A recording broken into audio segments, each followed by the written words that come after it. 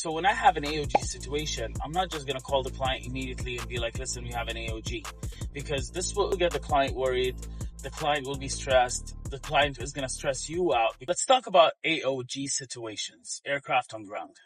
As a charter broker, you will encounter this throughout your career, where you book a flight, everything looks okay. And just right before the flight, when the crew goes to the plane and they start up the plane, they got warning signals, they got mechanical issues. And sometimes mechanical issues, the crew can troubleshoot it. And in other cases, they cannot troubleshoot it. They need mechanics on the ground. That will take as well a little bit more time. And in the third case, they would actually tell you, listen, we actually need some parts. We need some work to be done. And they would have to cancel the flight.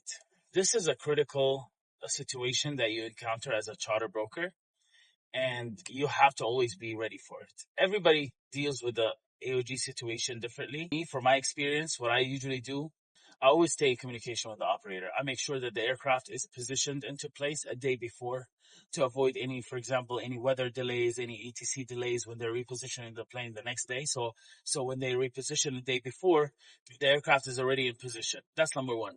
Number two, I always communicate with the operator to ask them, is the crew on board? Is the aircraft, is everything with the aircraft is okay? And thirdly, when I have a flight, let's say I have a London to New York today, I would actually source a backup plan. So I will see what other options I have in case the aircraft goes AOG, or I already have backup.